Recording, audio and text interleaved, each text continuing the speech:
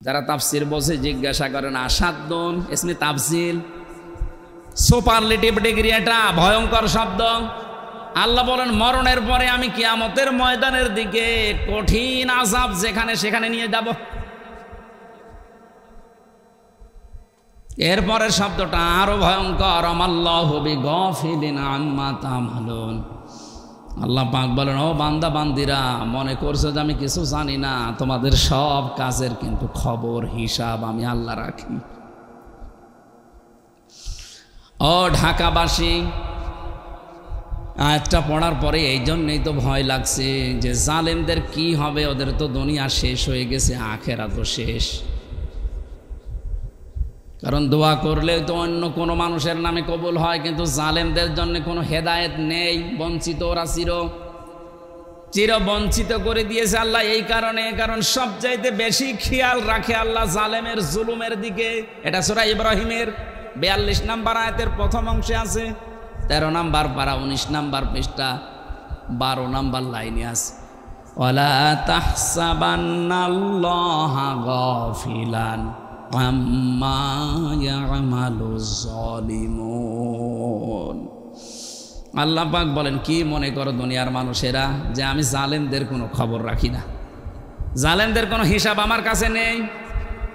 আরে বেটা, পৃথিবীর সবচাইতে বেশি খেয়াল রাখে আমি জালেমের জুলুমের দিকে, তীক্ষ্ণ নজর রাখি। এমনিতেই আমার নজর তো তীক্ষ্ণ। আলিমুম বিযাতিস সুদূর সামিউম বাসীর, এত তীক্ষ্ণ নজর। সামনে যেভাবে তোমরা দেখো, আমি আল্লাহ সামনেরটা তো ওইভাবেই দেখি, পেছনেরটাও ঠিক ওইভাবে দেখি। এই দেওয়ালের পেছনে কি আছে যেমন আমরা দেখতে পাই না, আল্লাহ পাকের সামনে যেমন পেছনে ওই রকম। এই জন্য সামিউম বাসীর, সূক্ষ্ম শ্রবণকারী, সব কিছু ওই মালিক শুনতে পাচ্ছে, দেখতে পাচ্ছে। বিশেষ করে জালেমদের আল্লাহ দুনিয়ায় আর যাই করি, তুমি আমাদেরকে জালেম বানিও না, বলেন আমিন। তারা আল্লাহর মামলা দুই শ্রেণীর মানুষের বিরুদ্ধে পেলাম, একটা জালেম আর একটা যারা বিশৃঙ্খলা তৈরি করার জন্য নতুন নতুন ইস্যু তৈরি করে। আমি তো এই আয়াত বানালাম নাকি?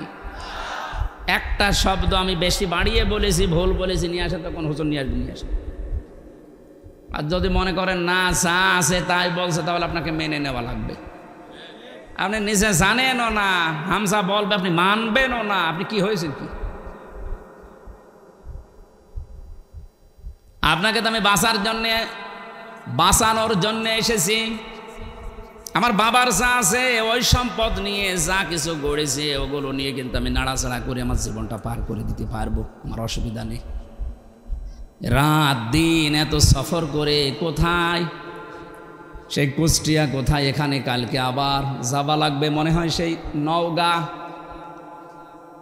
এরপরের দিন আবার চট্টগ্রাম। এভাবেই যে দৌড়াদৌড়ি করছে, আল্লাহর কসম শুধু স্বার্থের জন্য না, আমি চাচ্ছি, চোখ লাগিয়ে কোরআনের দেখতে পাচ্ছি যে জাতি জাহান্নামে যাচ্ছে। এই জুলুমের কারণে, এই বিশৃঙ্খলা তৈরি করার কারণে আপনি আল্লাহর মামলার আসামি হয়ে যাচ্ছেন, আপনাকে কেউ বাঁচাতে পারবে না। আমার বিরুদ্ধে সরকার মামলা দিয়েছিল, এই জন্যে কেউ আমার বিরুদ্ধে পক্ষে যে উকিল দাঁড়াবে আমি পাইনি। 3টা বছর কত উকিলকে বলেছে, আমার মা বাবা কেউ রাজি না, বলে দাঁড়িয়ে করবো কি, জামিন হবে না। একটা দেশের সরকার বিরুদ্ধে গেলে যদি আমার পক্ষে কেউ দাঁড়াতে না চায়, অথচ আমি নিরপরাধ, আল্লাহর কসম আমি যে বিষয়ে মামলা দিয়েছি কিচ্ছু জানি না। এরপরেও মিথ্যা যারা জানে, তারপরও আমার পক্ষে কেউ নেই, অথচ এত কোটি কোটি ভক্ত এই দেশে। আমার মনে হয় যারা পৃথিবীতে যেখানে বাঙালি আছে, সেখানে মোবাইলে কয়েকজনের যদি তাফসির চলে, তা আমার ওয়াজ চলছে। আমি যত বাঙালি দেশে ঘুরলাম, যত বাঙালি আছে প্রত্যেক জায়গায়, এমনকি যে সমস্ত ভাষা আমি বুঝি না, ওই ভাষায় ড্রাবিং করে করে তাফসির শুনছে। হয়তো সাইদি সাহেবের, নাই মিজান আসারির, নাই আমির হামজার। এত ভক্ত থাকার পরও একজনও বলতে পারে না যে না দাঁড়ান আমি টাকা দেব, কেউ নেই। দাঁড়াতে চাইলেও দিতে চাই না, ভয় পায় যে হবে না, কারণ এর বিরুদ্ধে তো আর সলিমদ্দি কলিমদ্দি মামলা দেয়নি, দিয়েছে রাষ্ট্র। আপনার কি একটু ভয় আসে না? একটা রাষ্ট্র বিরুদ্ধে গেলে যদি হামজার এত ভক্ত থাকার পরও 3 বছরে কেউ জামিন করাতে না পারে, আপনি যা করছেন, আপনি যা করেছেন, আপনার বিরুদ্ধে হামজা মামলা দেবে না, আপনি আল্লাহর মামলার আসামি। আপনাকে নিয়ে আমার ভয় হচ্ছে, চিন্তা হচ্ছে। এরকম ভয় এবং চিন্তায় যেন সামনে আর কেউ না পড়ে, এই জন্যই তো সতর্ক করছি। হ্যাঁ, গুনাহগার তো আমরা সবাই, গুনাহ করেন, কিন্তু মাপ চান, কিন্তু জুলুম করবেন না। ইত্তাকি দাওয়াতাল মাজলুম ফাইন্নাহা লাইসা বাইনাহু ওয়া বাইনাল্লাহি হিজাব। সব চাইতে বেশি সতর্ক থাকবা জালেমের, সবচাইতে বেশি সতর্ক থাকবা পৃথিবীর মানুষেরা মজলুমের বরদোয়া থেকে। কারণ মজলুমের বরদোয়া আর আল্লাহর ভেতরে কোনো হিসাব নেই, পর্দা নেই। ও কিছু বললেই কবুল হয়ে যায়। হয়তো কবুল হতে 2 একদিন দেরি হয় নাই, সঙ্গে সঙ্গে হয়, এতটুকু। তাছাড়া হবেই। মজলুমের দোয়া আল্লাহ ফেরত দেয় না। এটা ফেরত দিলে হাদিস মিথ্যা হয়ে যাবে। জেলখানায় ওই ছোট হুজুরটা আমার সাথে ছিল, রাফিকুল ইসলাম মাদানি। ওর উপর যে জুলুম হয়েছিল ওই সময়ে বাস্তব কথা বলছি। আমারে বলছে, হামজা ভাই, আমারে হাতির ছেলেরা 12:30 1টার দিকে নিয়ে গেছে, চোখ বেঁধে পোড়া উলঙ্গ করেছে। আমারে হাতের ওপর একটা সিগারেট ধরিয়ে দিয়েছে। একটা অর্ধ উলঙ্গ মেয়ে লোককে আমার পাশে দাঁড়িয়ে ছবি তুলছে, বলছে এইটা ছেড়ে দেব। যে হুজুরের চরিত্র এইরকম। মোবাইলের ভেতরে উল্টা পাল্টা নাচ গান বিভিন্ন জিনিস ডাউনলোড করে করে ওগুলো ছড়িয়ে দেব, যে হুজুরের মোবাইলে এগুলো পাওয়া যায়। এমন অসহায় ওই সময়, কারণ 2টা রাস্তায় ব্লক করা। 12:30টার পরে যেন ইমার্জেন্সি কাজ চলছে, কেউ এখানে না আসে। কি ইমার্জেন্সি কাজ চলছে দেখছি? মাজলুম কি আমি সেইটা বোঝানোর জন্য এটা বললাম, কারণ এটা আমি শুনেছি ওর কাছে। শেষেও বলছে, এসআইকে জিজ্ঞাসা করলাম যে ভাই আপনারা যা করছেন এটাকে হারুন স্যার জানে? 3 ইঞ্চি হারুন বলছে জানে না, মানে হারুনিতে করাচ্ছে। অথচ রিমান্ডে থাকতেও কত ভালো ভালো কথা আমার সাথে বলছিল, কত ভালো আচরণ দেখাচ্ছিল। তলে তলে যে এত বড় ক্ষতি করবে আমি বিশ্বাসও করতে পারি নাই।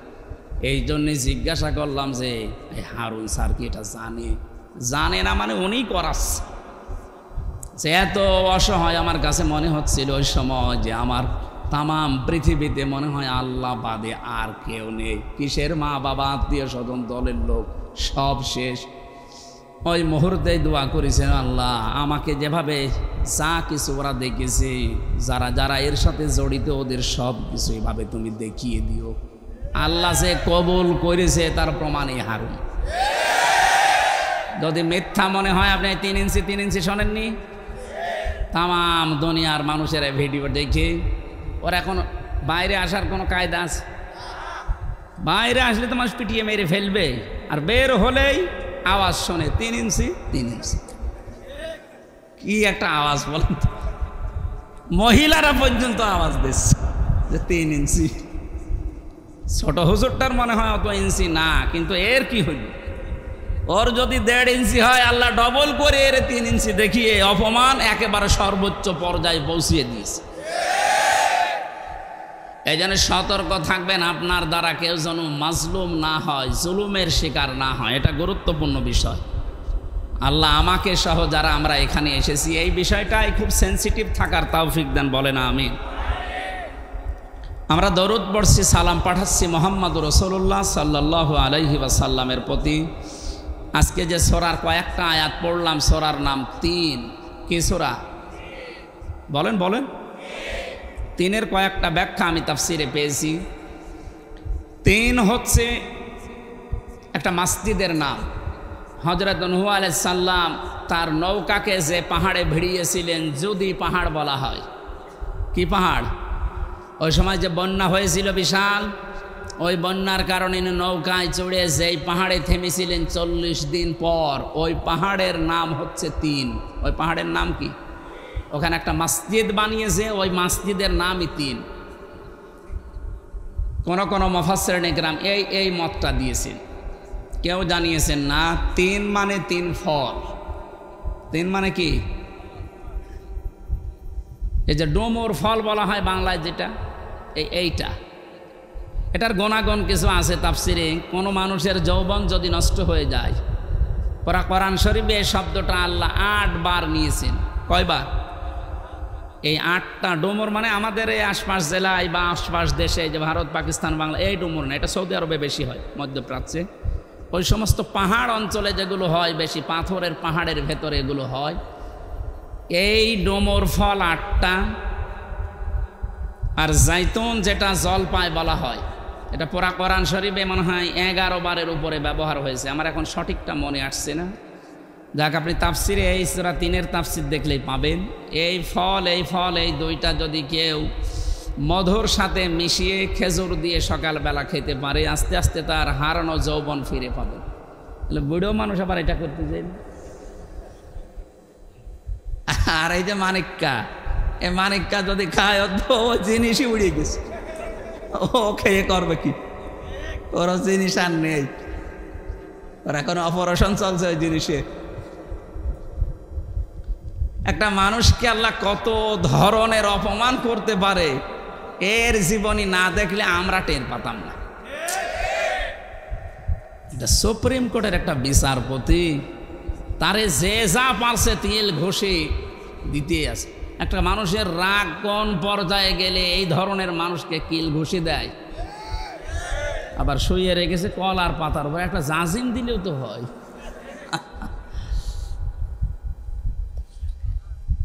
এই দেখেন এখানে বড় কবিরাজ বসে আছে, হাফেজ মাওলানা আলহাজ আব্দুল জলিল, উনি অনেক বড় কবিরাজ, আপনাদের এলাকায় থাকে কোন জায়গায় জানো? আল্লাহ রাব্বুল আলামিন 3 জাইতুন এগুলোর কসম কেটে কিছু গুরুত্বপূর্ণ জিনিস আমাদের দৃষ্টি আকর্ষণ করেছেন। ওয়াত্তিনি ওয়াজ-জাইতুনি ওয়া তুরি সিনিনা ওয়া হাদাল বালাদিল আমিন। এই যে জাইতুন যে শব্দটা আমি তাফসিরের ভেতরে পেয়েছি ইবনে কাসিরে, হযরতে মুসা আলাইহিস সালাম, হযরত ঈসা নবী আলাইহিস সালাম, এই যে মসজিদ নিয়ে এখনো পর্যন্ত গন্ডগোল থামে না, বাইতুল মুকাদ্দাস, ওখানে যে মসজিদ আছে এই মসজিদের নাম হচ্ছে জাইতুন। কোন তাফসিরে পেয়েছি আল্লাহ এই সমস্ত কথা কসম দিয়ে দিয়ে বলছিলেন। ওয়াত্তিনের আগে ওয়া আছে, এটা ওয়ায়ে কসমিয়া। এখানে শিক্ষা কি? আমি যতগুলো তাফসিরে এই ওয়ার সাথে মিলিয়েছি, মুফাসসিরিন নাম লিখেছেন আল্লাহ কসম দিয়েছেন কেন? কারণ যে বিষয়টা উনি বোঝাতে চাচ্ছেন ওই বিষয়টা মানুষের জীবনের সাথে সম্পর্কিত। যে বিষয়ের সাথে সম্পর্কিত আলোচনা আল্লাহ করতে চান ওই বিষয়ের কসম আল্লাহ আগে দেন। মানুষের জীবনের সম্পর্ক যেহেতু সময়ের সাথে, এই জন্য সময়ের কসম দেওয়ার আগে আল্লাহ ওয়া ব্যবহার করেছেন, ওয়াল আসরে, সময়ের কসম। যে বিষয়টা আমি আবার বলছি, উনি যেটা জানাতে চায় ওই বিষয়টার আগে উনি কসম করেন মানুষকে সতর্ক করার জন্যে। আমরাও তো দুনিয়ায় কসম করি বা করব কার নামে? আল্লাহর চাইতে বড় যেহেতু আর কেউ নেই, এই জন্য আমাদের কসম করা লাগবে শুধুমাত্র আল্লাহর নামে, তাছাড়া আর কারো নামে কসম করা জায়েজ নেই। কিন্তু উনি যেহেতু বড়, ওনার চাইতে আর কেউ বড় নেই, ওনারও তো কসম করা লাগছে। উনি কসম করেন তখন এইটা দেখে যে আমি কি বলতে চাই ওই বিষয়টা আগে নিয়ে এসে কসম কাটেন। আল্লাহ পাক এখানে যে কথাগুলো বলতে চাবেন তার আগে এই কসমগুলো দিচ্ছেন মানুষের জীবনের সাথে এগুলোর সম্পর্ক। 3 মানুষের শরীরের জন্যে জাইতুন, মানুষের শরীরের জন্যে ওয়া তুরি সিনিনা ওয়া হাদাল বালাদিল আমিন। এই যে তুরি সিনিন, সিনাই পর্বতের কসম। এই সিনাই পর্বতে যে ঘাসগুলো জন্ম নেয় এটা মানুষের শরীরের বহু রোগের উপশম এর ভেতরে আল্লাহ রেখে দিয়েছেন। এই জন্য দুনিয়ায় যত রোগ আছে প্রতিটি রোগের ঔষধ আল্লাহ এই গাছগাছড়া লতা পাতা এর ভেতরে আছে। এনার মতো খুঁজে বের করা লাগবে। হযরতে মুসা আলাইহিস সালামের ঘটনা পড়লাম এই জায়গায়, তাফসীর আকারে কথা বলছি, এজন্য থেমে থেমে বলছি, আমি সুর দিচ্ছি না। কোরআনে কারিমে হযরত মুসা আলাইহিস সালামকে আল্লাহ 40 জন নিয়ে গিয়েছিলেন কথা বলার জন্যে। যেই ময়দানে তিনি কথা বলতেন ওই ময়দানটার নাম তুরে সিনিন, সিনাই পর্বত বলা হয়। আল্লাহ পাক নিজে তার সাথে কথা বলার কারণে নামটাই পাল্টিয়ে গেছে কালিমুল্লাহ। মুসার নাম কি? তিনি আল্লাহর সাথে কথা বলতেন। হযরতে মুসা আলাইহিস সালাম যে 40 জন নিয়ে গিয়েছিলেন, এটা এত ঘাড় তেড়া ছিল ওরা মুসা নবী কথা বলে বের হয়ে যখন আসে বলে না তোমার এই কথা আমরা বিশ্বাস করতে পারি, আমরা আল্লাহকে দেখতে চাই। আল্লাহ পাকের কাছে হযরতে মুসা আর যে জানালেন আল্লাহ এরা তো তোমাকে দেখতে চাই। আল্লাহ সাফ বলেছিলেন লাং তারানি, সম্ভব না। শুধু তারানি বললে অর্থ হয়ে যেত, লাং দিলেন কেন? মুফাসসিরিন ইকরাম লিখেছেন এই পৃথিবীতে কোন সৃষ্টির জন্য তার স্রষ্টাকে এই চোখ দিয়ে দেখা সম্ভব না। অথচ কত ভণ্ড পীর এই বাংলাদেশে আগে ছিল, এখনো আছে, ওরা আল্লাহর সাথে কথাও হয়, দেখাও হয়। এগুলো ডাহা মিথ্যা কথা। লা তুদরিকুল আবসার ওয়া হুয়া ইউদরিকুল আবসার। কোরআন জানাচ্ছে যে এই চোখ দিয়ে কখনো এই দুনিয়ায় আল্লাহর সাক্ষাৎ সম্ভব না, ও পাওয়ারই আলাদা। মুসা আলাইহিস সালামকে আল্লাহ শুধু একটা ঝলক দেখিয়েছিলেন নূরের, উনি পর্যন্ত যারা ছিল সব মারা গেছে আর উনি অজ্ঞান হয়ে পড়েছিলেন। জ্ঞান ফেরার পরে বলে আল্লাহ একটা ক্ষতি হয়ে গেল আমার, এমনি জাতির লোকের আমারে মানতে চায় না, আর এদের ভেতর থেকে আমি নকিব, প্রতিনিধি, দলপতি এদেরকে নিয়ে এসেছিলাম মাথা মাথা দেখে দেখে, আর এরা এখন মারা গেল।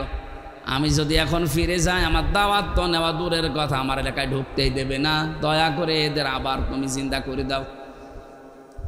আল্লাহ পাকের সাথে মুসা নবী যেখানে কথা বলতেন ওই জায়গাটার নামের কসম আল্লাহ দিচ্ছেন, ওয়াতুরি সিনিনা ওয়া হাযাল বালাদিল আমিন।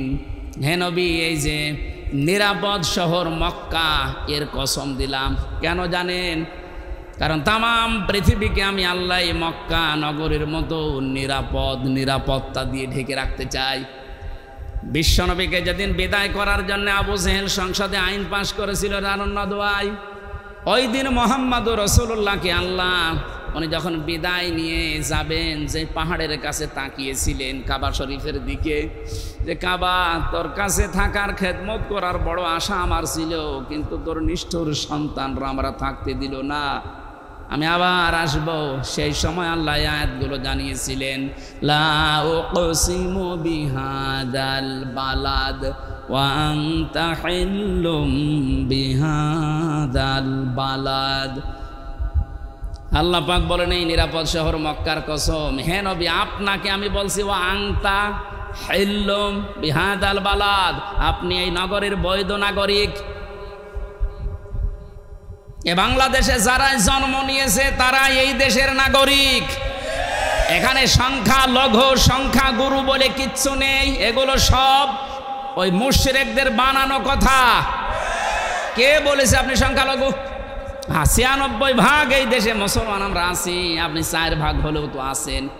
জন্ম যেহেতু এই ভূখণ্ডে আপনার, আপনিও আপনার পরিবার, এই দেশে আমরা সব যারা জন্ম নিয়েছি তারা একটা পরিবার, দেশের বৈধ নাগরিক। বৈধ নাগরিককে যারা অবৈধ ঘোষণা দিয়ে দেশ থেকে তাড়িয়ে দিতে চায়, নিষিদ্ধ করতে চায়, এই মানুষগুলো কোরআনে কারিমের সূরা বালাদের ভাষায় তারাই নিজেরাই অবৈধ। এজন্য বৈধ জিনিসকে যারা ঘোষণা দিয়েছিল অবৈধ, 5 দিনের মাথায় আল্লাহ তাদেরকে অবৈধ বানিয়ে দিয়েছে। আমি মনে হয় বেশি বলে ফেললাম। কেন আল্লাহ মক্কা নগরের কসম দিলেন আর বললেন বালাদিল আমিন, এটা নিরাপদ শহর? কোরআনে কারিমের বহু জায়গায় আল্লাহ এই আয়াতটার ব্যাখ্যা দিয়েছেন। সূরা আলে ইমরানের ভেতরে আল্লাহ জানিয়েছেন, হে নবী এ মক্কা নগরী এত নিরাপত্তা বেষ্টিত একটা শহর আমি বানিয়েছি, কেউ যদি হেরেম শরীফের এলাকায় প্রবেশ করে তাকে মেরে ফেলা জায়েজ নেই, এত নিরাপদ, সে যত অপরাধী হোক। আমার মনে হয় কোরআনে কারিমের এই নিয়ম নীতি বিশ্বনবী যখন চালু করতে পেরেছিলেন, পুরা মক্কা নগরী না পুরা আরব জাহানকে আল্লাহর নবী এমন বানাতে পেরেছিলেন যেন মায়ের কোলে মানুষ আছে। ওই দৃশ্যটা আমরা এখন দেখতে চাই। এ দেশটা 53 বছর হয়ে গেল স্বাধীন হয়েছে, বিভিন্ন মানুষের দায়িত্ব পালন করা আমরা দেখেছি, কিন্তু বালাদিল আমিন আমরা পাইনি। চাচা এরশাদ ঘোষণা দিয়েছিল মরণের আগে যে বাইরে থাকলে খুন, ঘরে থাকলে গুম। আল্লাহ পাক বলেন না, আমার আইনগুলো যদি সত্যি চালু করতে পারো, আমিও তোমাদের পৃথিবীর যে জায়গায় চালু হবে ওই জায়গাটা বালাদিল আমিন বানিয়ে দেব। 53 বছরে যেহেতু আমরা দেখেছি, বাবা চালিয়েছে, স্বামী চালিয়েছে, চাচা চালিয়েছে, বোন চালিয়েছে, ভাবিও চালিয়েছে। এখন শুধু দেখতে বাকি আছে যে কোরআন দিয়ে চললে দেশটা কেমন দেখা যায়। বালাদিল আমিন যদি সত্যি দেখতে চান, আল্লাহর কসম দিয়ে আমি বলতে পারি, কোরআনের নিয়ম নীতি যেগুলো আছে 500 আয়াত শরীয়তের বিধান, কয়টা? এর ভেতরে সংসদে কায়েম করার মতো আছে 73টা। কয়টা? এই 73টা ধারা যদি সত্যি আমরা কায়েম করে দিতে পারি, সারা বাংলাদেশটা আমার আল্লাহ বালাদিল আমিন বানিয়ে দেবেন। বিশ্বাস যদি না হয় আপনি কায়েম করে দেখেন। জামাত ইসলামের আমির কয়েকদিন আগে ঘোষণা দিয়েছে যে যারা ইসলামী আন্দোলনকে যারা মনে করেন যে ইসলাম ক্ষমতায় গেলে মেয়েদেরকে বন্দি করে রাখবে, জুজুর ভয় দেখাচ্ছেন, আমাদেরকে আপনি ওই জায়গায় বসিয়ে দেখেন, 5 বছরের ভেতরে বাংলাদেশের প্রত্যেকটা মহিলা বলতে বাধ্য হবে যে কিয়ামত পর্যন্ত এরা যেন আর না যায়। মুজদালিফায় যারা সারা রাত কাটায়, আমার পাশে যুবতী মেয়ে ঘুমিয়ে আছে, তাকানো তো দূরের কথা, মনের ভেতরে ধারণাও আসে না যে এখানে পাকিস্তানের সুন্দরী মেয়েরা, সৌদি আরবের সুন্দরী মেয়ে আমার পাশে ঘুমিয়ে আছে। কেন? মানে আল্লাহর আইন চলছে। কার আইন? ওখানে কোনো পাহারাদার নেই, কোনো বেড়া দেওয়া নেই, কোনো দেওয়াল নেই, কেউ নেই, শুধু আল্লাহ আছে। হাজার হাজার লক্ষ লক্ষ মানুষেরা চাটিয়াল ময়দানে পড়ে আছে। নিজে পরীক্ষিত, নিজে দেখে আসলাম। হাসি যদি এখানে থাকে জিজ্ঞাসা করেন, তারা দেখে যে হাসি না, এটা জিজ্ঞাসা করেন। ওইটা আমরা চাই যে বালাদিল আমিন হিসাবে দেশে ঢাকা শহর থেকে কুষ্টিয়া পর্যন্ত 250 কিলোমিটার একটা মেয়ে, যুবতী মেয়ে হেঁটে চলে যাবে, আল্লাহর ভয় ছাড়া ওর মনের ভেতর কোনো ভয় থাকবে না। সেটার জন্য আল্লাহর বিধান লাগবে। দুনিয়ার কোনো বিধান দিয়ে এটা যে হবে না, তার প্রমাণ আমরা 53 বছরে পেয়েছি। সুতরাং আল্লাহ যেটার ঘোষণা দিচ্ছেন, কসম দিচ্ছেন যে এই নিরাপদ শহরের কসম, বাংলাদেশকেও নিরাপদ শহর বানাতে হলে, আমার অধিকারগুলো আদায় করতে হলে আল্লাহর চাইতে আর কেউ নেই। ওনার বিধানটা নিয়ে আসেন, উনি ভালো জানে যে কিভাবে আপনাকে বানিয়েছে। এর পরবর্তী আয়াতগুলোতে আল্লাহ আমাদেরকে আমাদের জীবন সংক্রান্ত যে বিষয়গুলো আছে, যে লাকাদ খলাকনাল ইনসানা ফি আহসানি তাকওয়িম সুম্মা রাদাদনাহু আসফালা সাফিলিন, এই 2টা আয়াতে আল্লাহ আমাদের জীবন সংক্রান্ত, মানুষের চরিত্র, মানুষের গঠন, কিভাবে উঁচা নিচু হয়, নষ্ট হয় মানুষ, কিভাবে এই বিষয়গুলো একটা একটা করে তুলে ধরেছেন। আল্লাহ পাক জানাচ্ছেন, লাইন শাকারতুম লাযিদান্নাকুম ওয়া লাইন কাফারতুম ইন্না আযাবি লাশাদীদ। সূরা ইব্রাহিমের 7 নম্বর আয়াতে আল্লাহ জানিয়েছেন, যদি নিয়ামতের শুকরিয়া আদায় করো, আমি আল্লাহ নিয়ামত বৃদ্ধি করে দেব, বাড়িয়ে দেব।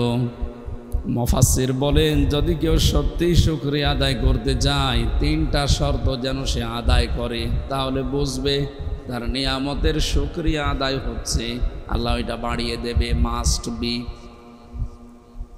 এই যে লাযিদান্নাকুম, লামে তাকিদ নুনে সাকিলা, আল্লাহ গ্যারান্টি দিচ্ছেন।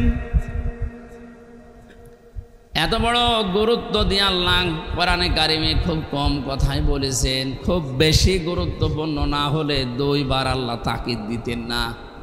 সুতরাং শুকরিয়া আদায়ের মাধ্যমে এতদিন যেটা জেনেছেন, যে টুটি পর্যন্ত খেয়ে একেবারে ঢেকর তুলে বললেন আলহামদুলিল্লাহ, হয়ে গেল না, এটা একটা বাক্য।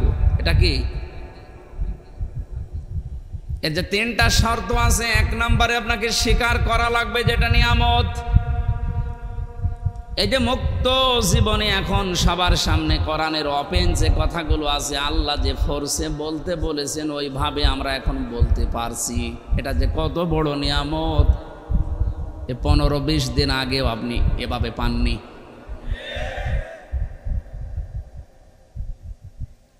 কত জায়গায় কোরআনের কথা বলতে গেলে চারিদিক থেকে আওয়াজ আসতো, এটা বলবেন না, ওইটা বলবেন না, এটা বাদ দিন।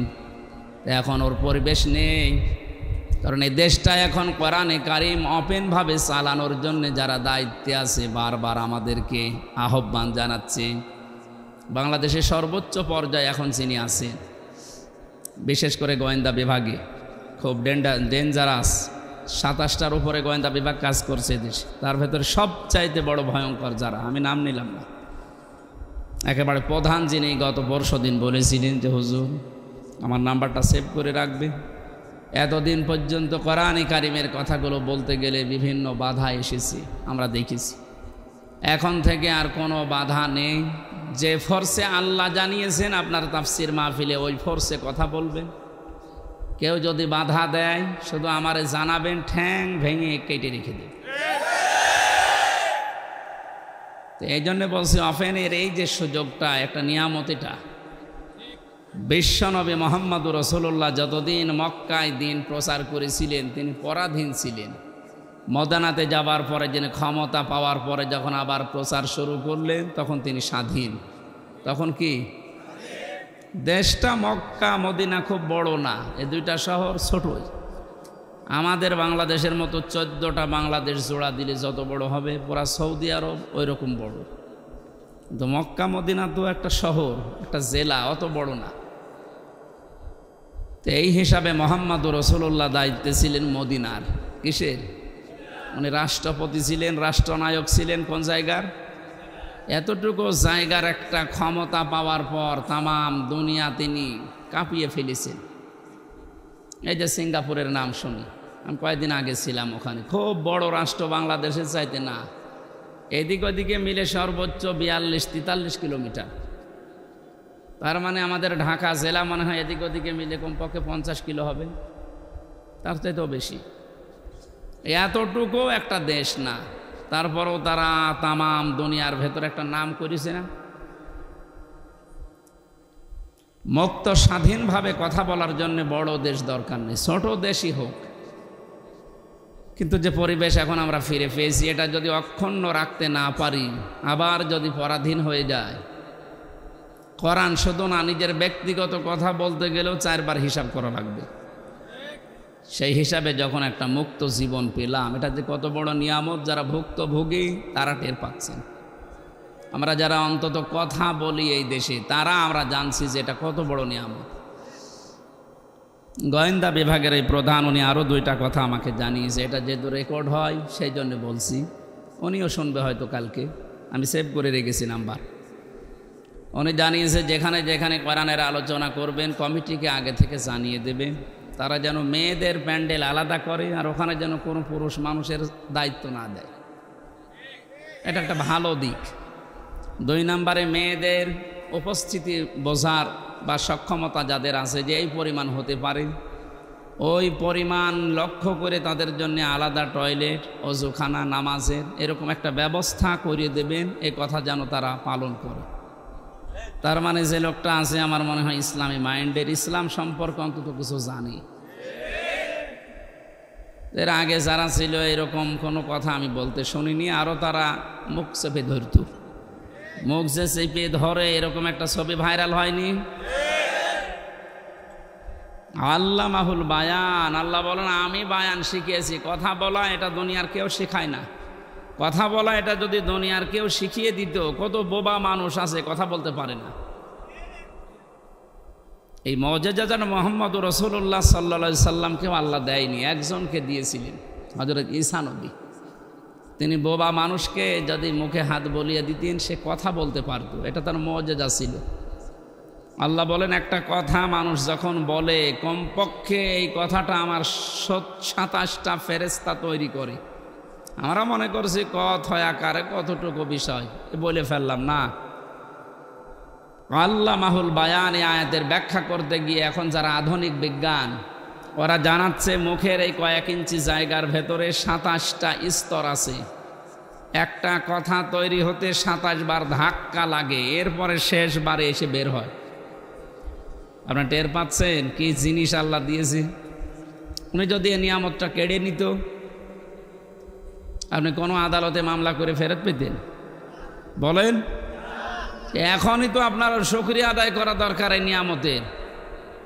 না শুধু আলহামদুলিল্লাহ, এটা আমি আগেই বলেছি, এটা একটা বাক্য, শুকরিয়া আদায়ের একটা বাক্য মাত্র। কিন্তু এর শর্ত আছে। কেউ যদি কোনো নিয়ামতের শুকরিয়া আদায় করতে চায়, কয়টা শর্ত পালন করা লাগে? 1 নম্বরেই বলা লাগবে যে হ্যাঁ এটা আমার নিয়ামত। এ দেশটা এখন এই যে স্বাধীনভাবে চলাফেরার সুযোগ যারা করে দিল, এটা নিয়ামত, স্বীকার করা লাগবে না? যাদের মাধ্যমে হয়েছে তাদেরকে স্মরণ করার দরকার নেই। নবীজি বলেন কেউ যদি উপকার করার পরে তার শুকরিয়া আদায় না করে, ও যেন আল্লাহর শুকরিয়াও আদায় করে না। এই জন্য যারা এই কাজ করলেন আমরা তাদেরকে মন থেকে স্যালুট জানাচ্ছি, ধন্যবাদ জানাচ্ছি এবং দোয়া করছি আল্লাহ শাহাদতের মর্যাদা যেন প্রত্যেককেই দান করেন যাদের ঈমান আছে। ঢাকাবাসী 2 নম্বরে ওই নিয়ামতটা সামনে আসার পরে মনের ভেতরে একটা আলাদা শান্তি আপনি পাবেন। আমরা এখন অনেকেই পাচ্ছি, কিন্তু আলাদা শান্তিটা পাবে না শুধু তারা, ওয়ালা ইয়াজিদুজ জালিমিনা ইল্লা খাসারা। জালেম যারা, তারা কোনো নিয়ামত পাওয়ার পরে শুকরিয়া আদায় করার জন্য মনে আনন্দ পাবে না, ওদের শুধু ক্ষতি বৃদ্ধি হতে থাকবে। এই জন্য দেখেন যারা জুলুম করেছিল সবার না, সত্যিকার অর্থে যারা জালেম ছিল তারা এখন দিন যত যাচ্ছে ওদের কোনো শান্তি নেই, ক্ষতি বৃদ্ধি হচ্ছে। এইটা তো মিলছে না, এটা বানিয়ে বললাম নাকি? তাফসিরের ভাষা অনুযায়ী এখন এটা খাপের খাপ, মুমতাজের বাপ মিলে যাচ্ছে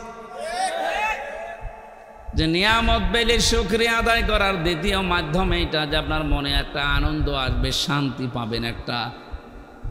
কিন্তু কাফের যারা, জালেম যারা, তাদের জন্য কোনো শান্তির ঘোষণা নেই। ওদের দিন যত যাবে ওদের শুধু ক্ষতি বৃদ্ধি হবে। জালেম যারা ছিলেন তারা নিজেদের পায়ে নিজেরা কুড়াল মেরেছেন, কারণ আপনার দুনিয়াও শেষ, পরকাল তো শেষই। কি হলো বলেন তো আপনার জুলুম করে নিজের জীবনটা ধ্বংস করে দিলেন। এখন যদি বলেন হুজুর তার জন্য একটু দোয়া করেন, কি করব দোয়া করি? কারণ জালেমদের জন্য দোয়া করলে কবুল হয় না। জালেমদের জন্য দোয়া করাও নিষেধ। কত বড় ক্ষতি করে ফেললেন আপনি নিজের। এখানে লিখে দিয়েছেন ইসলাহি মাহফিল, সংশোধনের জন্য বলছি। কত বড় ক্ষতি যে হয়ে গেছে আপনার, এই ক্ষতি আর ওঠার মতো না। রব্বুল আলামিন জানিয়েছেন এই পৃথিবীর জালেমেরা আল্লাহু লা ইয়াহদিল কওমাজ জালিমিন। হে নবী, জালেমদেরকে আমি হেদায়েত দেই না, সুতরাং ওর জন্য দোয়া করে আমি হামজা করব কি? ইয়াহদি এটা মজারে, বর্তমান, ভবিষ্যৎ, প্রেজেন্ট, ফিউচার, শুধু এখন না, কিয়ামত পর্যন্ত জালেম দুনিয়ায় আসবে কোন জালেমের জন্য দোয়া করা জায়েজ নেই। এমনকি জালেমের জন্য দোয়া করলে আল্লাহ কবুল করবে না, হেদায়েতও দেবে না। এত রাগ আল্লাহর জালেমদের উপরে। কোরআনে কারিমে সবচাইতে ভয়ঙ্কর মনে হয় আমার কাছে এই আয়াতটা, সূরা শূরা 42 নম্বর আয়াত, 25 নম্বর পারার 6 নম্বর পৃষ্ঠা 13 নম্বর লাইনে আছে, ইন্নামাস সাবিলু আলাল্লাযীনা ইয়াযলিমুনান নাস ওয়া ইয়াবগুনা ফিল আরদি বিগাইরিল হক উলাইকা লাহুম আযাবুন আলিম। এই খেয়াল করে, আমি আমার ঈমান থেকে কথা বলছি। কে আমার দিকে তাকিয়ে আছে, চোখ বন্ধ করে আছে, কি খুশি হবে বেজার হবে না? আমি আমার আল্লাহর দিকে আর আমার ঈমানের দিকে তাকিয়ে বলছি। সত্যি আমি মন থেকে কথাগুলো বলছি, আপনি একটু ভাবেন। আল্লাহ বলেন আমি নিজে মামলা দেব জালেমদের বিরুদ্ধে। খেয়াল করেছেন কত ওজনে কথার? সরাসরি মামলার বাদী আল্লাহ নিজে। কেস করবেন কে? আপনার মনের ভেতরে যদি এরকম কিছু থাকে তো ভয়তে কেঁপে ওঠার কথা যে আল্লাহ মামলার বাদী। আপনার তো অনুভূতি আমি দেখছি না। এখন যদি বলা হয় ডক্টর মোহাম্মদ ইউনূস আপনার নামে মামলা করবে, আপনার মনে হয় খাওয়া দাওয়া বন্ধ হয়ে যাবে, কারণ সর্বোচ্চ জায়গায় এখন তিনি আছেন। এরকম ডক্টর ইউনূস পৃথিবীর ময়দানে আছে এখন 228 জন, কারণ 228টা রাষ্ট্র আছে এই দুনিয়ায়, প্রত্যেকটা রাষ্ট্রের আলাদা একজন প্রধান আছে না নেই? তার ভেতরে ডক্টর মোহাম্মদ ইউনূস একজন। এই 228টা রাষ্ট্রের একটা রাষ্ট্রের প্রধান যদি আপনার নামে মামলা দেবে, ঘোষণা দিয়ে দেয়, তে আপনার সব বন্ধ হয়ে যায়।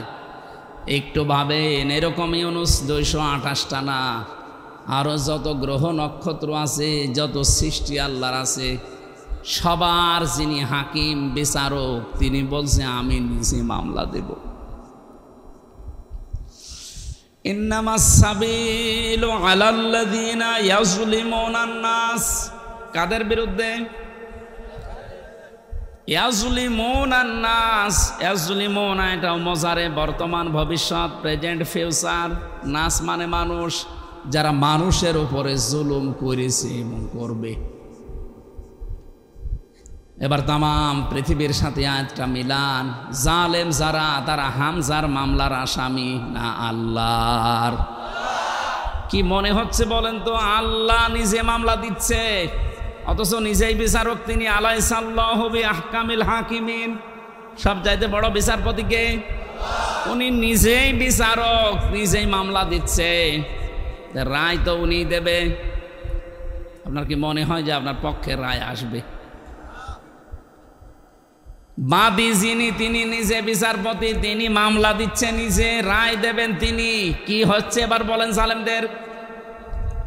কত খারাপ বদনসিব, কপাল খারাপ ওই জালেমদের যারা জুলুম করেছে দুনিয়ায়, এখনো করছে। 2 নম্বরে কাদের বিরুদ্ধে আল্লাহর মামলা? সেটাই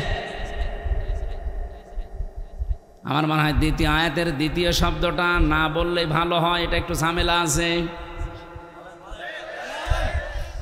ওয়ায়াবগুনা ফিল আরদি বিগাইরিল হক।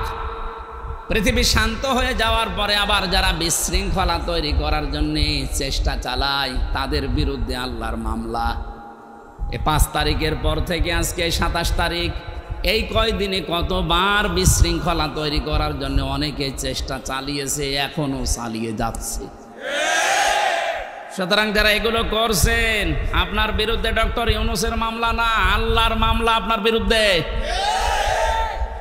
আপনি এখন সব কিছু সামনে নিয়ে এসে এটা করা লাগবে, ওটা করা লাগবে, তো 15 বছর কোথায় ছিলেন?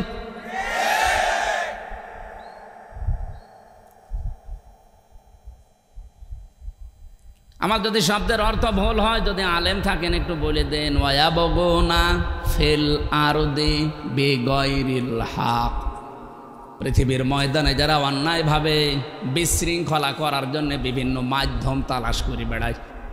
দেখেন তো, মাঝে মাঝে এক একটা ইস্যু তৈরি করে মাধ্যম তালাশ করে খালি কি করে বিশৃঙ্খলা তৈরি করা যায় চেষ্টা চালিয়েই যাচ্ছে। তাদের জন্য আল্লাহর ঘোষণা, উলাইকা লাহুম আযাবুন আলীম। যন্ত্রণাদায়ক শাস্তি তার জন্য আমি দুনিয়ার আখিরাতে রেডি করে রাখছি। কোরআনে কারিমের কিছু মানবেন আর কিছু মানবেন না, তাদের জন্য সতর্ক বার্তা এই সূরা বাকারা 1 নম্বর পারা 12 নম্বর পৃষ্ঠা 7 নম্বর লাইনের 85 নম্বর আয়াতে আছে। আল্লাহ পাক বলেন, আফাতুমিনুনা বিবাদিল কিতাবি ওয়া তাকফুরুনা বিবাদ ফামা জাযাউ মান ইয়াফআলু যালিকা মিনকুম ইল্লা খিজিয়ুন ফিল হায়াতিদ দুনিয়া ওয়া ইয়াউমাল কিয়ামাতি ইউরাদ্দুনা ইলা আশাদ্দিল আযাব ওমাল্লাহু বিগাফিলিন আম্মা তা'মালুন। এ পৃথিবীতে লাঞ্ছনা, গঞ্জনা, অপমান, অপদস্থ, কলার পাতায় শুয়ে থাকা লাগবে তাদের জন্যে। যারা কোরআনের কিছু বিশ্বাস করে আর কিছু মানতে চায় না, এরকম মানুষ বাংলাদেশে ছিল মানে এখানেও আছে। ওদেরকে কোরআনের নামাজের কথা বললে ঠিক আছে, কিন্তু নামাজের শিক্ষায় ওরা নেই। নামাজ পড়তে বলবেন, তাহাজ্জুদ মিলে 6 ওয়াক্ত পড়বে, কিন্তু নামাজের যে 27টা শিক্ষা একটা বলতে শুরু করে তখন বলবে এটা রাজনীতি। নামাজের প্রথম শিক্ষা কি? এই যে কাতার সোজা করো, ইমাম সাহেব বলে না বারবার? আমি তো কাবায় যতবার নামাজ পড়েছি, কাবার ইমাম, মসজিদে নববীর ইমাম বারবার একামত হয়ে যাওয়ার পরেই মাইকে ঘোষণা দেয় আরবিতে, বাংলা হচ্ছে কাতার সোজা করো, এই কাতার সোজা করো 3 বার বলে। ওই সময় বুঝি নাই 16 সালে, এখন টের পাচ্ছি যেটার গুরুত্ব কি। কেন বারবার 5 ওয়াক্ত নামাজের আগে কথা বলা লাগবে ইমাম সাহেবের, তাও একামত হয়ে যাওয়ার পরে? এতটুকু শেষ না ব্যাখ্যা? 2 নম্বর, কাতার সোজা করার ভেতরে যে একতা, ঐক্যবদ্ধ মানুষ, যেভাবে কাতারের ভেতরে কোনো দল মত রাখে না যে এখানে সবাই এক, কারণ এখানে আল্লাহর বিধান পালন করা হবে। কয়টা? হ্যাঁ, আল্লাহর বিধান এখানে পালন করা হবে একটা, তার নাম সেজদা। নাম কি? সেজদা দেওয়ার জন্যই তো এত আয়োজন, নাকি অন্য কোনো উদ্দেশ্য আছে? সেজদা দেওয়ার জন্যই মানুষের এত আয়োজন। বিশাল মসজিদ বানিয়েছে, হচ্ছে না। আবার শুনলাম যে 2 তলা করবে, ওই যে গাছতলায় বাসতলায়, ওখানেও নাকি মানুষ বৃষ্টির ভেতরে নামাজ পড়ে। কি গুরুত্ব দিয়ে 2 তলা মসজিদ বানাচ্ছে, মানুষ যেন কষ্ট না পায়। 5 ওয়াক্ত আযান দেওয়ার জন্য আলাদা একজন মুয়াজ্জিন আছে, এটা পরিষ্কারের জন্য খাদেম আছে, টয়লেট এবং ওযুখানার জন্য আলাদা ক্লিনার আছে, আলাদা। 5 ওয়াক্ত নামাজ পড়ানোর জন্য একজন ইমাম আছে, জমা পড়াবে আর একজন খতিব আছে। এত আয়োজন করে উদ্দেশ্য আল্লাহর একটা বিধান এখানে পালন করা হয়, তার নাম সেজদা। নাম কি? এবার আপনার বিবেককে বলেন তো, একটা বিধান পালন করতে গিয়ে যদি এত আয়োজন করা লাগে, বারবার বলা লাগে, তাহলে এর বাইরে কত আয়োজন আছে আমাদের পরিবার, সমাজ, রাষ্ট্রীয় জীবনে বলেন। এখানে মাত্র একটা বিধান, কোরআনে এরকম বিধান আছে 500। কয়টা? একটা বাদ দিলে এখনো থাকছে কয়টা? যে 499টা এখন তো আর মসজিদে নেই, বাকিগুলো সব বাইরে। এখানে একটা পালন করতে যদি সব এক হয়ে যেতে পারেন, কাঁধে কাঁধ মিলিয়ে, পায়ের গোড়ালির সাথে গোড়ালি মিলিয়ে সব এক, এখন পালন হবে আল্লাহর বিধান। এই শিক্ষাটা আল্লাহ চায় যে আপনি বাইরে নিয়ে যান। এরকম 499টা বিধান এখন পরিবার, সমাজ, রাষ্ট্রে আছে। ওইগুলো মানতে গিয়ে যদি কেউ বাধা দেয়, তখন আর কেউ নেই, সব আমরা এক। এই শিক্ষাটা আপনি নিতে চান না, তখন বলেন না ওইটা আমার দলের লোক না, ওইটা রাজনীতি, ওইটা জঙ্গির কাজ, ও ঝামেলায় আমি নেই, আমি শুধু আছি কি লা ইলাহা ইল্লাল্লাহ, কাউকে কিছু বলবো না, যে যা কষে করুক গা। এই নামাজের কথা বললে তাও তো আপনি একটু হালকা পাতলা মানেন, রোজার কথা বললো হালকা পাতলা মানেন, কিন্তু এই পৃথিবীতে ওই 499টা বিধানও যে দরকার, ওই কথাগুলো বলতে গেলে তখন আপনি বলেন এইটা রাজনীতি, এইটা রাষ্ট্রের ব্যাপার। আপনি তো কোরআন বোঝেননি, কোরআন ডিপলি ভাবে নিজে বোঝেনও না। যারা ডিপলি বোঝে তারা বোঝাতে চাইলে আপনি মানেনও না। আপনি তো আবু জেহেল ছাড়া কিছু না। খেয়াল করেন তো, কিছু মানলেন, কোরআনের কথা বিশ্বাসও করলেন, আর কিছু মানেনও না, বিশ্বাসও করেন না, আর উল্টাপাল্টা ধারণা করেন আয়াতগুলোর উপরে। আপনার কি হবে? সূরা বাকারার আয়াত অনুযায়ী আল্লাহ বলেন তাদের দুনিয়া আর আখিরাতের শাস্তি আমি তৈরি করলাম, লাঞ্ছনা, গঞ্জনা, অপমান, অপদস্থ জীবন। এখন হাড়ে হাড়ে টের পাচ্ছি না আমরা। এতটুকু আল্লাহ শেষ করে দিতে পারতেন, পরের শব্দ তো আরো কঠিন। ওয়াউমাল কিয়ামাতি ইউরাদ্দুনা ইলা আশাদ্দিল আযাব। যারা তাফসীর বোঝে জিজ্ঞাসা করেন, আশাদ্দুন ইসমে তাফসীল, সুপারলেটিভ ডিগ্রি, এটা ভয়ঙ্কর শব্দ। আল্লাহ বলেন মরণের পরে আমি কিয়ামতের ময়দানের দিকে কঠিন আযাব যেখানে সেখানে নিয়ে যাব। এরপরের শব্দটা আরো ভয়ঙ্কর, আমাল্লাহু বিগাফিলিন আম্মা তা'মালুন। আল্লাহ পাক বলেন, ও বান্দা বান্দিরা, মনে করছো যে আমি কিছু জানি না? তোমাদের সব কাজের কিন্তু খবর হিসাব আমি আল্লাহ রাখি। ও ঢাকাবাসী, আয়াতটা পড়ার পরে এই জন্যই তো ভয় লাগছে যে জালেমদের কি হবে, ওদের তো দুনিয়া শেষ হয়ে গেছে, আখেরাত তো শেষ। কারণ দোয়া করলে তো অন্য কোনো মানুষের নামে কবুল হয়, কিন্তু জালেমদের জন্য কোনো হেদায়েত নেই, বঞ্চিত ওরা চির বঞ্চিত করে দিয়েছে আল্লাহ। এই কারণে, কারণ সবচাইতে বেশি খেয়াল রাখে আল্লাহ জালেমের জুলুমের দিকে। এটা সূরা ইব্রাহিমের 42 নম্বর আয়াতের প্রথম অংশে আছে, 13 নম্বর পারা 19 নম্বর পৃষ্ঠা 12 নম্বর লাইনে আছে, ওয়ালা তাহসাবান্নাল্লাহা গাফিলান আম্মা ইয়ামালুজ জালিমুন। আল্লাহ পাক বলেন, কি মনে করো দুনিয়ার মানুষেরা যে আমি জালেমদের কোনো খবর রাখি না? জালেমদের কোনো হিসাব আমার কাছে নেই? আরে বেটা, পৃথিবীর সবচাইতে বেশি খেয়াল রাখে আমি জালেমের জুলুমের দিকে, তীক্ষ্ণ নজর রাখি। এমনিতেই আমার নজর তো তীক্ষ্ণ।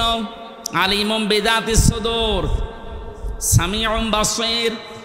এত তীক্ষ্ণ নজর, সামনে যেভাবে তোমরা দেখো আমি আল্লাহ সামনেরটা তো ওইভাবেই দেখি, পেছনেরটাও ঠিক ওইভাবে দেখি। এই দেওয়ালের পেছনে কি আছে যেমন আমরা দেখতে পাই না, আল্লাহ পাকের সামনে যেমন পেছনে ওই রকম। এই জন্য সামিউম বাসীর, সূক্ষ্ম শ্রবণকারী, সব কিছু ওই মালিক শুনতে পাচ্ছে, দেখতে পাচ্ছে। বিশেষ করে জালেমদের আল্লাহ দুনিয়ায় আর যাই করি, তুমি আমাদেরকে জালেম বানিও না, বলেন আমিন। তারা আল্লাহর মামলা দুই শ্রেণীর মানুষের বিরুদ্ধে পেলাম, একটা জালেম আর একটা যারা বিশৃঙ্খলা তৈরি করার জন্য নতুন নতুন ইস্যু তৈরি করে। আমি তো এই আয়াত বানালাম নাকি?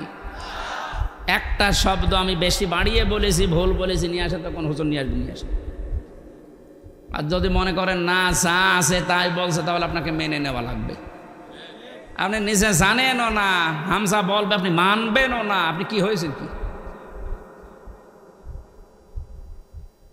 আপনাকে তো আমি বাঁচানোর জন্য এসেছি। আমার বাবার যা আছে ওই সম্পদ নিয়ে যা কিছু গড়েছে ওগুলো নিয়ে কিন্তু আমি নাড়াচাড়া করে আমার জীবনটা পার করে দিতে পারবো, আমার অসুবিধা নেই। রাত দিন এত সফর করে কোথায়, সেই কুষ্টিয়া, কোথায় এখানে, কালকে আবার যাবা লাগবে মনে হয় সেই নওগাঁ,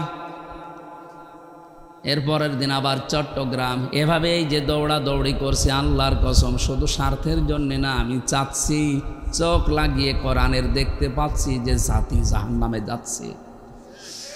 এই জুলুমের কারণে, এই বিশৃঙ্খলা তৈরি করার কারণে আপনি আল্লাহর মামলার আসামি হয়ে যাচ্ছেন, আপনাকে কেউ বাঁচাতে পারবে না।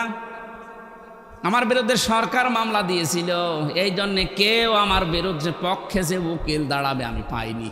3টা বছর কত উকিলকে বলেছে, আমার মা বাবা কেউ রাজি না, বলে দাঁড়িয়ে করব কি, জামিন হবে না। একটা দেশের সরকার বিরুদ্ধে গেলে যদি আমার পক্ষে কেউ দাঁড়াতে না চায়, অথচ আমি নিরপরাধ, আল্লাহর কসম আমি যে বিষয়ে মামলা দিয়েছি কিচ্ছু জানি না। এরপরেও মিথ্যা যারা জানে, তারপরও আমার পক্ষে কেউ নেই, অথচ এত কোটি কোটি ভক্ত এই দেশে। আমার মনে হয় সারা পৃথিবীতে যেখানে বাঙালি আছে, সেখানে মোবাইলে কয়েকজনের যদি তাফসির চলে, আমার ওয়াজ চলছে। আমি যত বাঙালি দেশে ঘুরলাম, যত বাঙালি আছে প্রত্যেক জায়গায়, এমনকি যে সমস্ত ভাষা আমি বুঝি না, ওই ভাষায় ড্রাবিং করে করে তাফসির শুনছে। হয়তো সাইদি সাহেবের, নাই মিজান আসারির, নাই আমির হামজার। এত ভক্ত থাকার পরও একজনও বলতে পারে না যে না দাঁড়ান আমি টাকা দেব, কেউ নেই। দাঁড়াতে চাইলেও দিতে চাই না, ভয় পায় যে হবে না, কারণ এর বিরুদ্ধে তো আর সলিমদ্দি কলিমদ্দি মামলা দেয়নি, দিয়েছে রাষ্ট্র। আপনার কি একটু ভয় আসে না?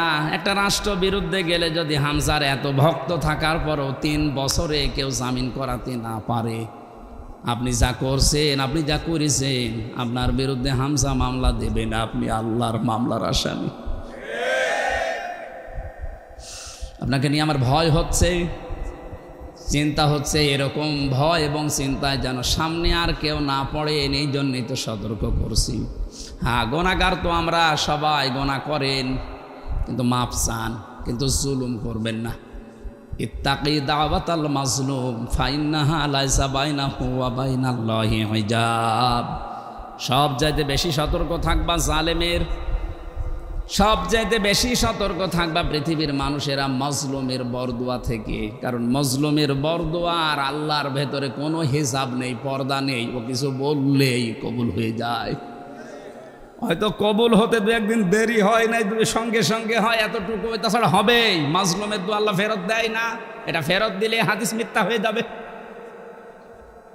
জেলখানায় ওই ছোট হুজুরটা আমার সাথে ছিল, রাফিকুল ইসলাম মাদানি।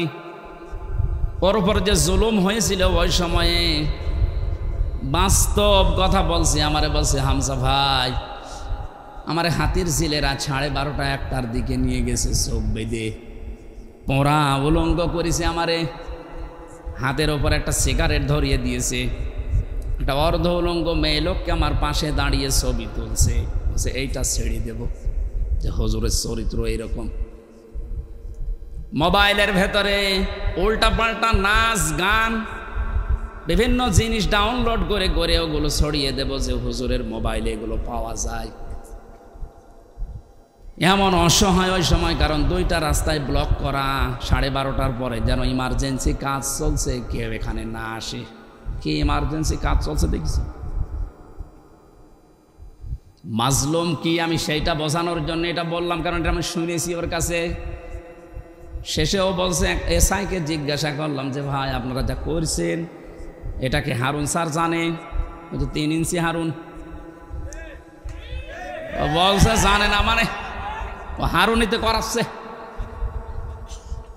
অথচ রিমান্ডে থাকতেও কত ভালো ভালো কথা আমার সাথে বলছিল, কত ভালো আচরণ দেখাচ্ছিল। তলে তলে যে এত বড় ক্ষতি করবে আমি বিশ্বাসও করতে পারি নাই। এই জন্যে জিজ্ঞাসা করলাম যে হারুন স্যার কি এটা জানে?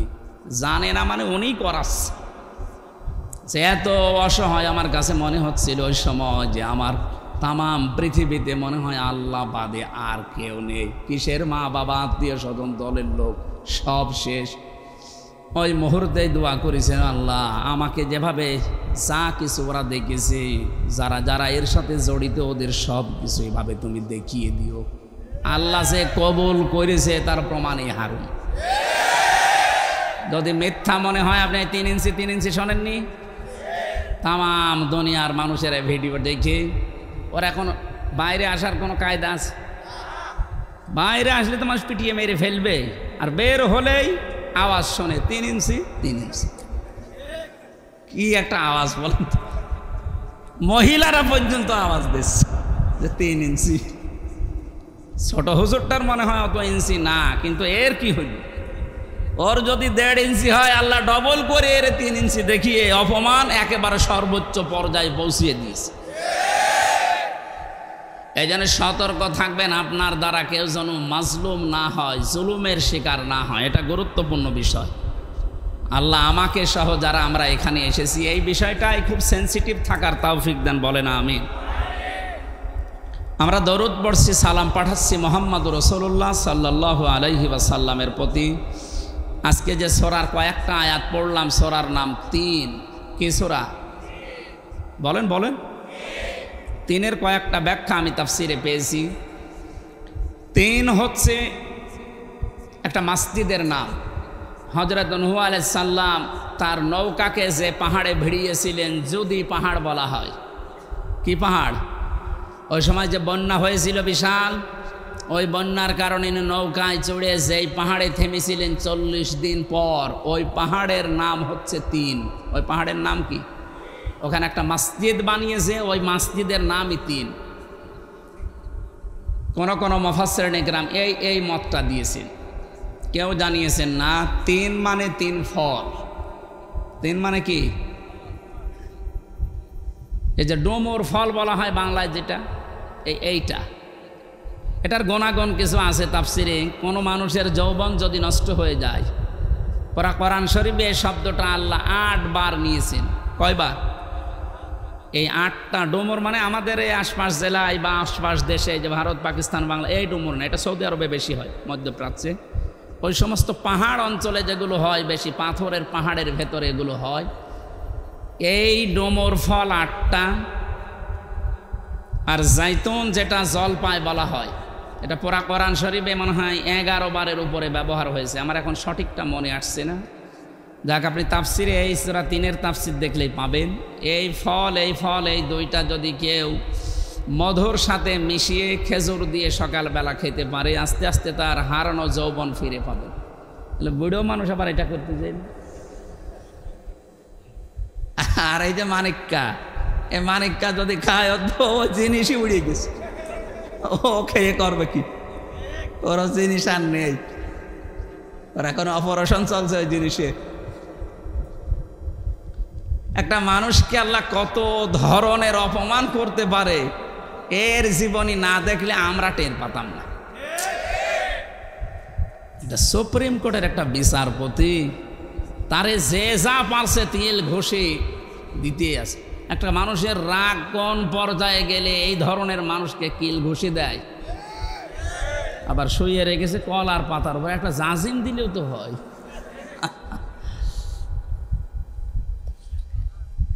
এই দেখেন এখানে বড় কবিরাজ বসে আছে, হাফেজ মাওলানা আলহাজ আব্দুল জলিল, উনি অনেক বড় কবিরাজ, আপনাদের এলাকায় থাকে কোন জায়গায় জানো? আল্লাহ রাব্বুল আলামিন 3 জাইতুন এগুলোর কসম কেটে কিছু গুরুত্বপূর্ণ জিনিস আমাদের দৃষ্টি আকর্ষণ করেছেন। ওয়াত্তিনি ওয়াজ-জাইতুনি ওয়া তুরি সিনিনা ওয়া হাদাল বালাদিল আমিন।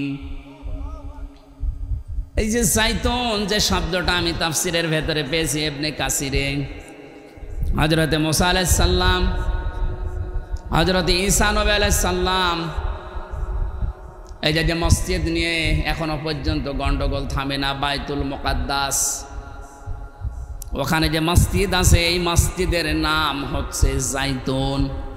কোন তাফসিরে পেয়েছি আল্লাহ এই সমস্ত কথা কসম দিয়ে দিয়ে বলছিলেন। ওয়াত্তিন এর আগে ওয়া আছে, এটা ওয়ায়ে কসমিয়া। এখানে শিক্ষা কি? আমি যতগুলো তাফসিরে এই ওয়ার সাথে মিলিয়েছি, মুফাসসিরিন নাম লিখেছেন আল্লাহ কসম দিয়েছেন কেন?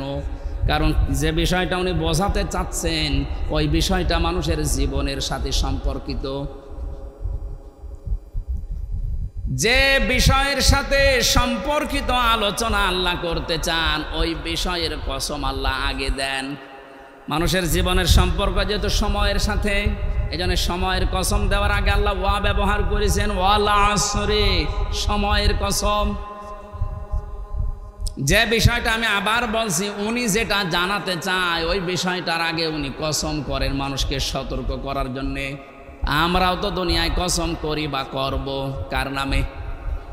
আল্লাহর চাইতে বড় যেহেতু আর কেউ নেই, এই জন্য আমাদের কসম করা লাগবে শুধুমাত্র আল্লাহর নামে, তাছাড়া আর কারো নামে কসম করা জায়েজ নেই।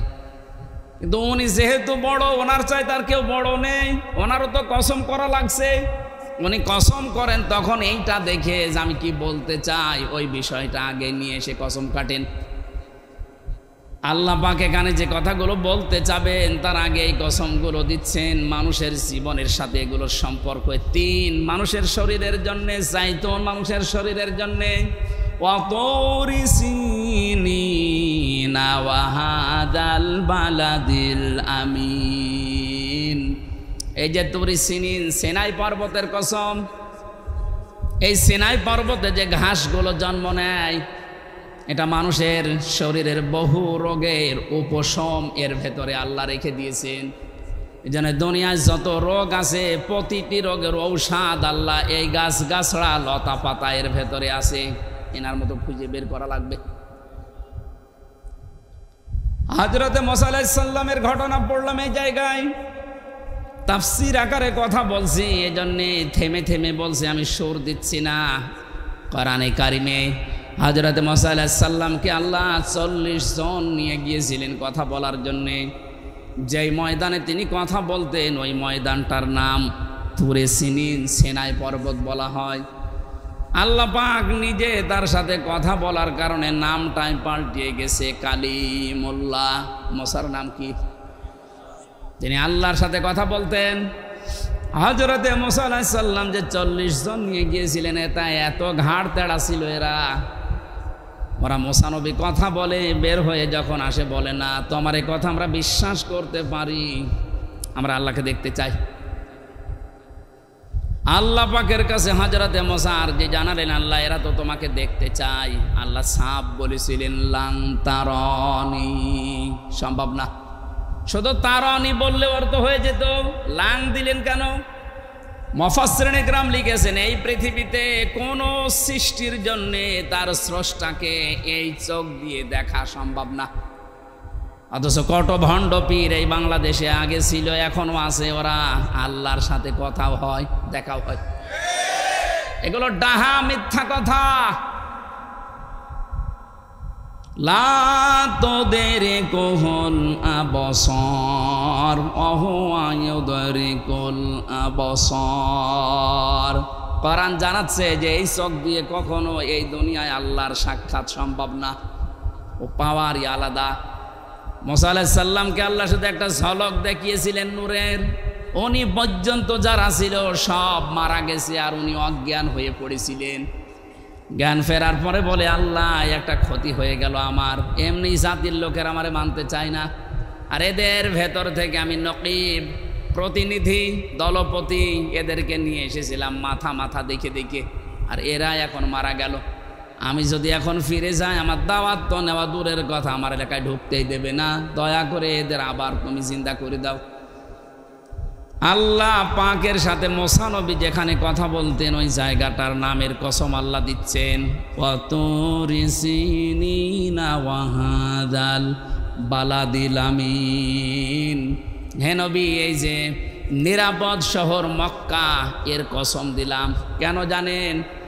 কারণ তামাম পৃথিবীকে আমি আল্লাহ মক্কা নগরীর মতো নিরাপত্তা দিয়ে ঢেকে রাখতে চাই।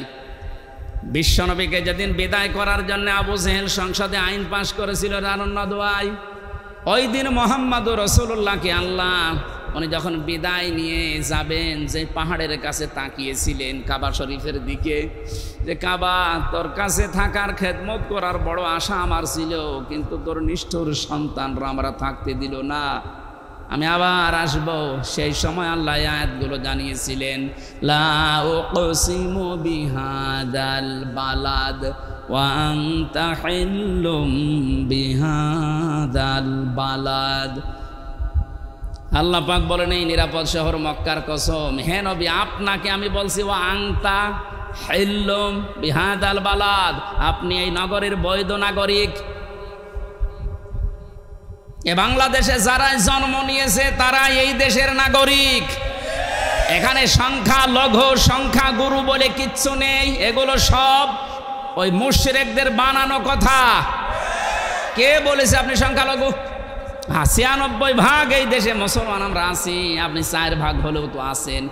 জন্ম যেহেতু এই ভূখণ্ডে আপনার, আপনিও আপনার পরিবার, এই দেশে আমরা সব যারা জন্ম নিয়েছি তারা একটা পরিবার, দেশের বৈধ নাগরিক। বৈধ নাগরিককে যারা অবৈধ ঘোষণা দিয়ে দেশ থেকে তাড়িয়ে দিতে চায়, নিষিদ্ধ করতে চায়, এই মানুষগুলো কোরআনে কারিমের সূরা বালাদের ভাষায় তারাই নিজেরাই অবৈধ। এজন্য বৈধ জিনিসকে যারা ঘোষণা দিয়েছিল অবৈধ, 5 দিনের মাথায় আল্লাহ তাদেরকে অবৈধ বানিয়ে দিয়েছে। আমি মনে হয় বেশি বলে ফেললাম। কেন আল্লাহ মক্কা নগরের কসম দিলেন আর বললেন বালাদিল আমিন, এটা নিরাপদ শহর? কোরআনে কারিমের বহু জায়গায় আল্লাহ এই আয়াতটার ব্যাখ্যা দিয়েছেন। সূরা আলে ইমরানের ভেতরে আল্লাহ জানিয়েছেন, হে নবী এ মক্কা নগরী এত নিরাপত্তা বেষ্টিত একটা শহর আমি বানিয়েছি, কেউ যদি হেরেম শরীফের এলাকায় প্রবেশ করে তাকে মেরে ফেলা জায়েজ নেই, এত নিরাপদ, সে যত অপরাধী হোক। আমার মনে হয় কোরআনে কারিমের এই নিয়ম নীতি বিশ্বনবী যখন চালু করতে পেরেছিলেন, পুরা মক্কা নগরী না পুরা আরব জাহানকে আল্লাহর নবী এমন বানাতে পেরেছিলেন যেন মায়ের কোলে মানুষ আছে। ওই দৃশ্যটা আমরা এখন দেখতে চাই। এ দেশটা 53 বছর হয়ে গেল স্বাধীন হয়েছে, বিভিন্ন মানুষের দায়িত্ব পালন করা আমরা দেখেছি, কিন্তু বালাদিল আমিন আমরা পাইনি। চাচা এরশাদ ঘোষণা দিয়েছিল মরণের আগে যে বাইরে থাকলে খুন, ঘরে থাকলে গুম। আল্লাহ পাক বলেন না, আমার আইনগুলো যদি সত্যি চালু করতে পারো আমিও তোমাদের পৃথিবীর যে জায়গায় চালু হবে ওই জায়গাটা বালাদিল আমিন বানিয়ে দেব। 53 বছরে যেহেতু আমরা দেখেছি বাবা চালিয়েছে, স্বামী চালিয়েছে, চাচা চালিয়েছে, বোন চালিয়েছে, ভাবিও চালিয়েছে। এখন শুধু দেখতে বাকি আছে যে কোরআন দিয়ে চললে দেশটা কেমন দেখা যায়। বালাদিল আমিন যদি সত্যি দেখতে চান, আল্লাহর কসম দিয়ে আমি বলতে পারি কোরআনের নিয়ম নীতি যেগুলো আছে 500 আয়াত শরীয়তের বিধান, কয়টা? এর ভেতরে সংসদে কায়েম করার মতো আছে 73টা। কয়টা? এই 73টা ধারা যদি সত্যি আমরা কায়েম করে দিতে পারি, সারা বাংলাদেশটা আমার আল্লাহ বালাদিল আমিন বানিয়ে দেবেন। বিশ্বাস যদি না হয় আপনি কায়েম করে দেখেন। জামাত ইসলামের আমির কয়েকদিন আগে ঘোষণা দিয়েছে যে যারা ইসলামী আন্দোলনকে যারা মনে করেন যে ইসলাম ক্ষমতায় গেলে মেয়েদেরকে বন্দি করে রাখবে, জুজুর ভয় দেখাচ্ছেন, আমাদেরকে আপনি ওই জায়গায় বসিয়ে দেখেন। 5 বছরের ভেতরে বাংলাদেশের প্রত্যেকটা মহিলা বলতে বাধ্য হবে যে কিয়ামত পর্যন্ত এরা যেন আর না যায়। মুজদালিফায় যারা সারা রাত কাটায়, আমার পাশে যুবতী মেয়ে ঘুমিয়ে আছে, তাকানো তো দূরের কথা, মনের ভেতরে ধারণাও আসে না যে এখানে পাকিস্তানের সুন্দরী মেয়েরা, সৌদি আরবের সুন্দরী মেয়ে আমার পাশে ঘুমিয়ে আছে। কেন? কারণ আল্লাহর আইন চলছে। কার আইন? ওখানে কোনো পাহারাদার নেই, কোনো বেড়া দেওয়া নেই, কোনো দেওয়াল নেই, কেউ নেই, শুধু আল্লাহ আছে। হাজার হাজার লক্ষ লক্ষ মানুষেরা চাটিয়াল ময়দানে পড়ে আছে। নিজে পরীক্ষিত, নিজে দেখে আসলাম। হাসি যদি এখানে থাকে জিজ্ঞাসা করেন, তারা দেখে যে হাসি না, এটা জিজ্ঞাসা করেন। ওইটা আমরা চাই যে বালাদিল আমিন হিসাবে দেশে ঢাকা শহর থেকে কুষ্টিয়া পর্যন্ত 250 কিলোমিটার একটা মেয়ে, যুবতী মেয়ে হেঁটে চলে যাবে, আল্লাহর ভয় ছাড়া ওর মনের ভেতর কোনো ভয় থাকবে না। সেটার জন্য আল্লাহর বিধান লাগবে। দুনিয়ার কোনো বিধান দিয়ে এটা যে হবে না, তার প্রমাণ আমরা 53 বছরে পেয়েছি। সুতরাং আল্লাহ যেটার ঘোষণা দিচ্ছেন, কসম দিচ্ছেন যে এই নিরাপদ শহরের কসম, বাংলাদেশকেও নিরাপদ শহর বানাতে হলে, আমার অধিকারগুলো আদায় করতে হলে আল্লাহর চাইতে আর কেউ নেই। ওনার বিধানটা নিয়ে আসেন, উনি ভালো জানে যে কিভাবে আপনাকে বানিয়েছে।